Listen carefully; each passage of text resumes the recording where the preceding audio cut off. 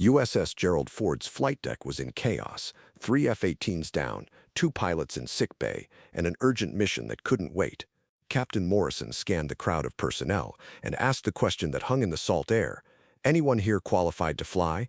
That's when a quiet voice from the back, barely audible over the ocean wind, said words that made everyone freeze. From which city in the world are you watching this video today?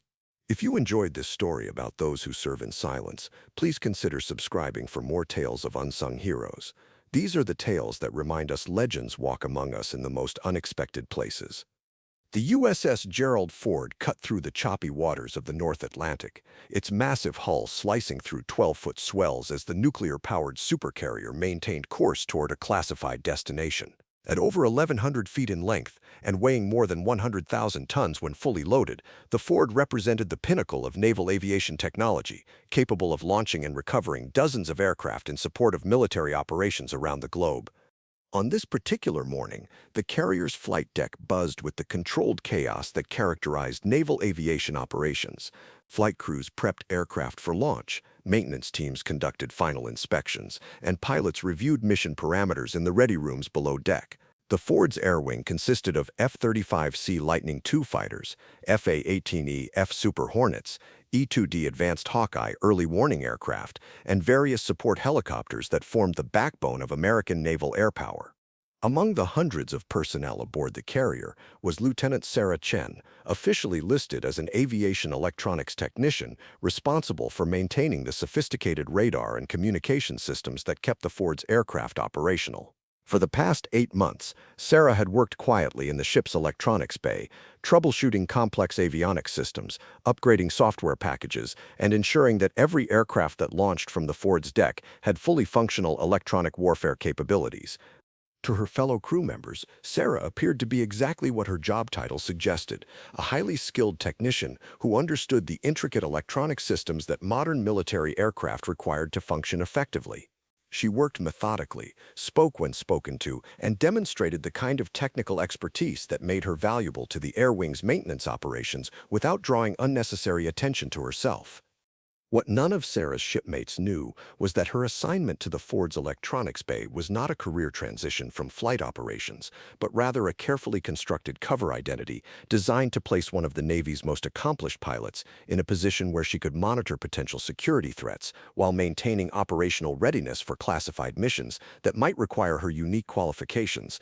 Sarah Chen was not just an electronics technician. She was Commander Sarah Chen, a former member of the Navy's elite Thunderbirds demonstration squadron, with over 3,000 hours of flight time in high-performance military aircraft and experience in combat operations that had earned her decorations for valor and exceptional airmanship that few pilots could match. Her background included graduation from the Navy's elite fighter weapons school, commonly known as Top Gun, where she had finished first in her class and been selected for the most challenging assignments in naval aviation. Sarah had flown combat missions over hostile territory, participated in classified operations that would never appear in official records, and demonstrated flying skills that had earned her recognition as one of the Navy's most capable pilots. The decision to place Sarah in an undercover assignment aboard the Ford had been made at the highest levels of naval intelligence, based on information indicating that foreign adversaries were attempting to gather intelligence about American naval aviation capabilities through personnel who had been placed aboard aircraft carriers in support roles. Sarah's mission was to serve as an early warning system for potential security breaches while maintaining her cover as a technician, ready to respond if situations arose that required her actual flying skills. Her electronics bay assignment provided perfect cover for her real purpose, allowing her to monitor aircraft systems and crew communications while appearing to be conducting routine maintenance activities. The sophisticated nature of Sarah's cover identity required her to actually perform the duties of an electronics technician at an expert level, which meant she had undergone months of intensive technical training to master the complex systems she was supposed to maintain. Her ability to troubleshoot avionics problems was genuine, making her cover identity virtually undetectable to casual observation. For 8 months, Sarah had successfully maintained her dual role without incident. She had identified several potential security concerns, contributed to investigations of suspicious personnel activities, and provided intelligence reports that had enhanced the Ford's security posture, all while appearing to be nothing more than a dedicated technician who took pride in her work. The crisis that would ultimately expose Sarah's true identity began with what appeared to be a routine training exercise. The Ford was conducting flight operations in support of a NATO maritime exercise, launching and recovering aircraft in coordination with Allied naval forces operating in the same area of the North Atlantic. The morning's flight schedule included multiple sorties of F-35C fighters conducting air-to-air intercept training, F/A-18 Super Hornets practicing close air support missions, and E-2D Hawkeye aircraft providing airborne early warning coverage for the exercise area. The operations were proceeding normally until a series of mechanical failures and medical emergencies created a perfect storm of problems that threatened to compromise the exercise. The first indication of trouble came when two F-35C fighters experienced simultaneous hydraulic system failures during what should have been routine flight operations. Both aircraft were able to return to the carrier for emergency landings, but the hydraulic problems were serious enough to ground both fighters pending extensive maintenance that would take days to complete. 20 minutes after the F-35 emergencies, an F/A-Count Super Hornet suffered a catastrophic engine failure during takeoff, forcing the pilot to eject just after leaving the flight deck. The pilot was recovered safely by search and rescue helicopters, but the aircraft was lost, and the pilot was hospitalized with injuries that would prevent him from flying for several weeks. As the Ford's air operations officer worked to reorganize the flight schedule around the lost aircraft and injured personnel, a medical emergency in the pilot ready room created an additional crisis. Two pilots who were scheduled for critical reconnaissance missions were struck down by what appeared to be severe food poisoning, leaving them unable to fly and requiring immediate medical attention. The combination of mechanical failures and medical emergencies had reduced the Ford's available fighter aircraft by 3 planes and removed 4 pilots from flight status, creating a personnel shortage that threatened to compromise a time-sensitive intelligence-gathering mission that had been planned for weeks and could not be postponed without serious strategic consequences. The reconnaissance mission required an experienced pilot to fly a specially configured F/A-18 Super Hornet, equipped with advanced sensors and communication equipment to gather intelligence about foreign naval forces operating in international waters nearby. The mission had a narrow window of opportunity, and delays could allow the target vessels to move beyond the range of effective surveillance. Captain Morrison, the Ford's commanding officer, faced a dilemma that had no easy solution. The reconnaissance mission was critical to ongoing naval intelligence operations, but he had no qualified pilots available to fly it. All of his experienced fighter pilots were either already airborne on other missions, recovering from the morning's emergencies, or suffering from the mysterious illness that had struck the ready room. Standing on the Ford's flight deck with his senior officers, Captain Morrison surveyed the assembled crew of maintenance technicians, deckhands, and support personnel who had gathered to help resolve the crisis. The specially configured F/A-18 sat ready for launch, its engines warmed up and all systems checked, but without a qualified pilot, the aircraft was useless for its intended mission. The captain's frustration was evident as he considered his options. He could request pilot support from other Allied vessels participating in the exercise, but the security requirements of the reconnaissance mission made it impossible to use foreign personnel. He could postpone the mission, but intelligence officials had made clear that the window of opportunity would not come again for months. In desperation, Captain Morrison turned to address the assembled personnel and asked a question that had never been posed in such circumstances aboard a United States Navy aircraft carrier. Does anyone here have flight qualifications that would allow them to handle this mission? The question hung in the salt air as crew members looked at each other uncertainly. Most of the assembled personnel were skilled technicians and support staff, whose expertise lay in maintaining and servicing aircraft rather than flying them. A few had private pilot licenses for civilian aircraft, but none had the advanced training required to operate a military fighter aircraft in a demanding reconnaissance mission. For several moments, the flight deck was silent except for the sound of wind and waves. Captain Morrison was beginning to realize that he would have to abort the mission when a quiet voice from the back of the assembled crowd spoke words that changed everything about the situation. "Thunderbird 7 ready for assignment, sir." The effect of those words on the assembled personnel was immediate and dramatic. Thunderbird 7 was not just a call sign, it was a designation that carried legendary status within naval aviation. The Thunderbirds were the Navy's elite demonstration squadron, and pilots who earned Thunderbird call signs were recognized as among the most skilled aviators in military service. Captain Morrison's eyes widened as he scanned the crowd to identify the source of the voice. The assembled crew members were looking around in confusion, trying to understand what they had just heard and who had spoken. The idea that a member of the legendary Thunderbird's demonstration team was among the Ford's crew seemed impossible. From the back of the group, a figure in maintenance coveralls and a worn baseball cap stepped forward. Chen removed her cap, allowing her dark hair to fall to her shoulders, and walked toward Captain Morrison with the confident bearing of a military officer rather than a maintenance technician. "Commander Chen, sir," she said, snapping to attention and saluting with military precision that immediately marked her as something other than the electronics technician she had appeared to be for the past 8 months. Thunderbird demonstration pilot, Top Gun graduate, and current intelligence operative. I'm qualified and ready to fly that mission. The revelation that one of the Navy's most elite pilots had been working disguised as a maintenance technician aboard his ship left Captain Morrison momentarily speechless.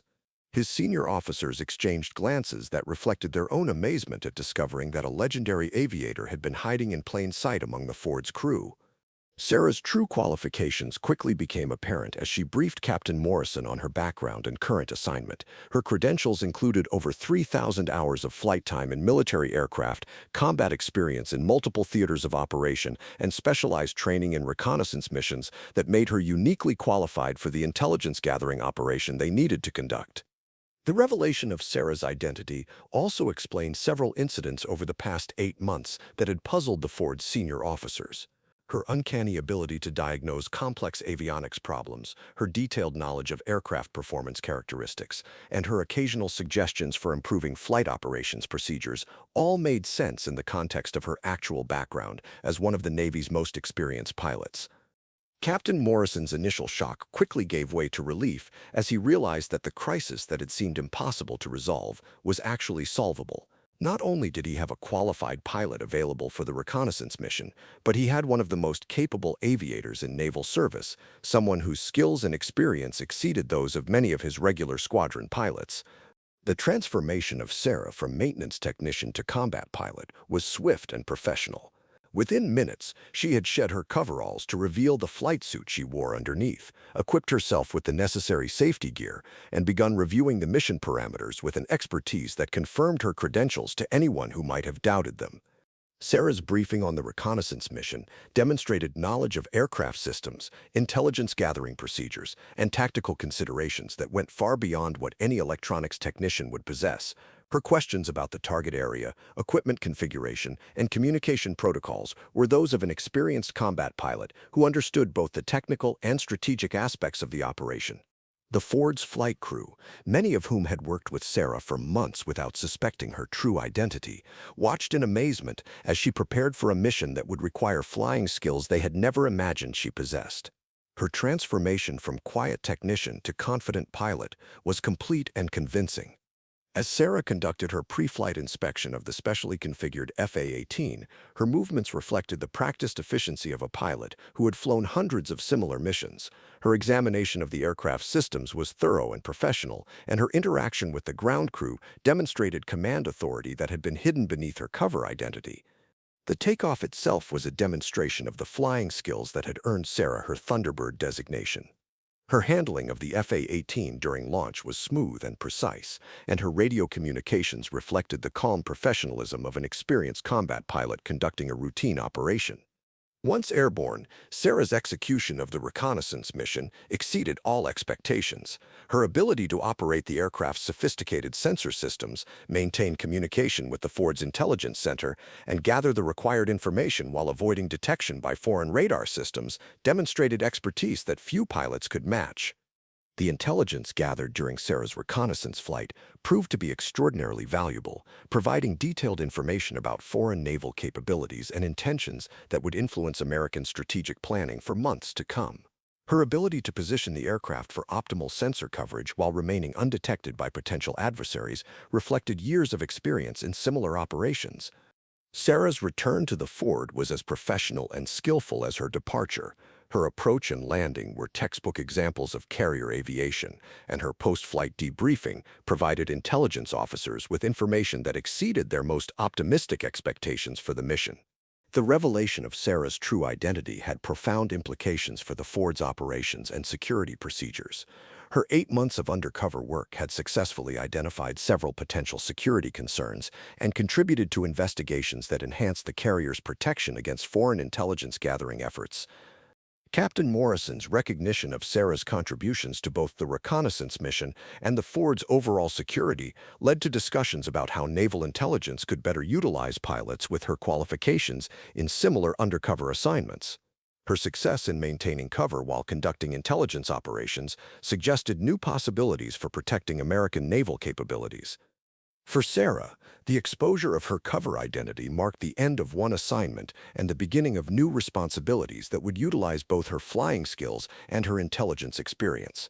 Her ability to operate effectively in both roles had proven the value of placing highly qualified personnel in positions where they could serve multiple functions simultaneously. The Ford's crew members who had worked with Sarah during her 8 months as an electronics technician gained new appreciation for the complexity of naval intelligence operations and the dedication of personnel who served in undercover roles to protect American security interests. Sarah's story became a classified example within naval intelligence circles of successful long-term undercover operations and the value of placing elite personnel in positions where they could monitor potential threats while maintaining readiness for operational assignments that might require their specialized skills. Years later, after Sarah had moved on to other assignments that utilized her unique combination of flying and intelligence capabilities, the personnel aboard the Ford would remember her as an example of the hidden expertise that protected American naval operations and the dedication of elite pilots who served without recognition in roles that few people would ever know existed. Commander Sarah Chen had proven that the most effective protection often came from those who served without acknowledgement, maintaining cover identities for years while quietly gathering intelligence and remaining ready to act when their specialized skills were needed to accomplish missions that others could not complete. The electronics technician who had seemed unremarkable to casual observation had actually been one of the Navy's most accomplished pilots, demonstrating that elite personnel were often hidden among routine crew members, ready to reveal their true capabilities when circumstances demanded expertise that went beyond normal military training and experience. Her successful completion of the reconnaissance mission while maintaining her intelligence cover for 8 months had shown that naval aviation's most valuable assets were sometimes those who appeared to be ordinary personnel conducting routine duties, but who actually possessed extraordinary qualifications that could be crucial when standard procedures and available resources were insufficient for critical operations. Thunderbird 7 had answered the call when her skills were needed, proving that legends in naval aviation were often hidden in plain sight, serving quietly until the moment when their expertise became essential for missions that would determine the success or failure of operations vital to American security interests.